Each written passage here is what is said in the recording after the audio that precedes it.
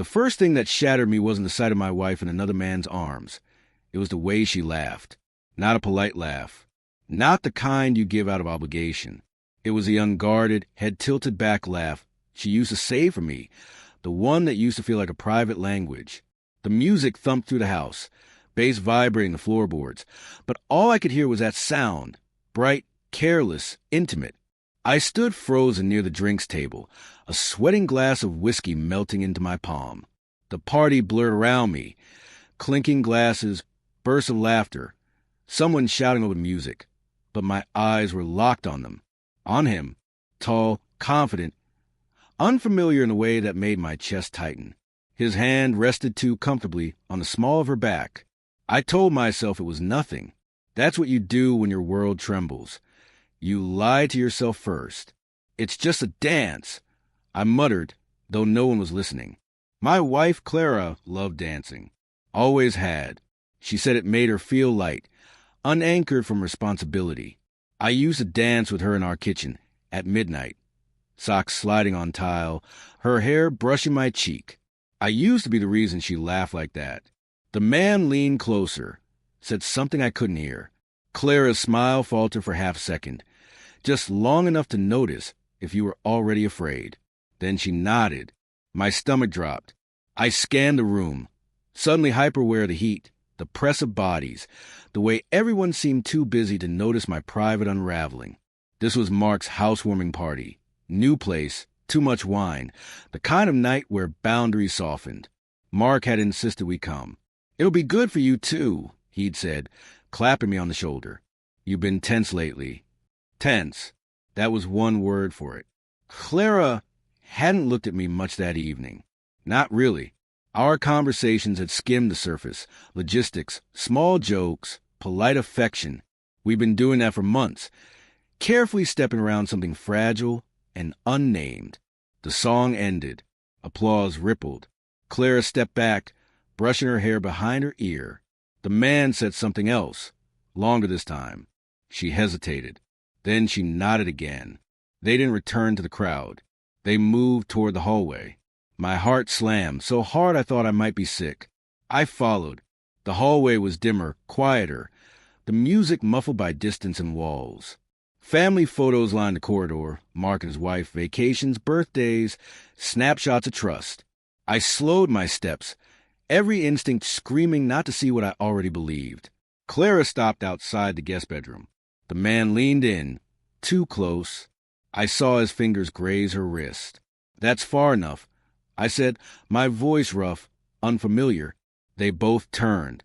Clara's face drained of color. "Evan, what is this?" I demanded, though part of me already knew the answer. Anger surged, hot and blinding, a desperate shield against something colder beneath it. "Who is he?" The man straightened, hands lifting slightly. "I'm sorry. I didn't realize." "Get out," I snapped. He didn't argue. He slipped past me, footsteps retreating toward the noise and light, leaving behind a silence so heavy it pressed on my ears. Clara closed her eyes. "Say it's not what it looks like," I said. "Please." She didn't say it. Instead, she leaned back against the wall, as if the hallway itself were the only thing holding her up. "I didn't plan this," she whispered. I swear, the words cut deeper than a confession. Planning meant guilt.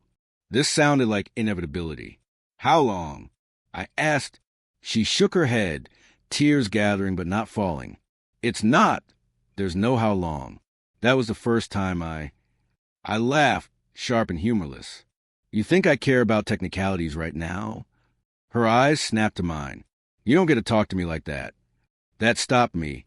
"Excuse me." Her hands curled into fists. "You don't get to act like the wounded one without telling the whole truth." The hallway seemed to tilt. "What are you talking about?" She stared at me, searching my face with familiarity that suddenly felt invasive. "I know about Lena." The name hit me like a physical blow. Lena, my coworker. The late nights.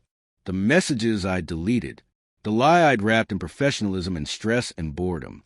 The thing I convinced myself didn't count because it hadn't crossed certain lines, until it had. Clara laughed then, but there was no joy in it. You thought you were so careful, she said softly, but you started pulling away. You stopped touching me like you meant it, and I felt crazy for noticing. My mouth opened, closed. Every argument I'd rehearsed dissolved under the weight of her certainty. I didn't sleep with him, she said. Not tonight. Not ever. But when he asked me to dance, and I felt seen for the first time in months, her voice broke. I wanted you to feel what I've been feeling. The truth settled between us, ugly and undeniable. I was going to tell you, I said, hating how weak it sounded. I just didn't know how. She nodded slowly. I know. A door opened down the hall. Laughter spilled out, oblivious. Life continuing, indifferent to the wreckage in this narrow space. Clara wiped her eyes. I don't know what happens next, she said, but I couldn't keep pretending. Neither could I. We stood there, two people who had broken each other in different ways, stripped of excuses. The betrayal wasn't just what almost happened in that hallway. It was everything that had happened long before the music started. When we finally walked back into the party, side by side but miles apart, I realized the most stunning thing wasn't the dance. It was the moment I understood that the story I'd been telling myself, the one where I was a victim, had never been true at all.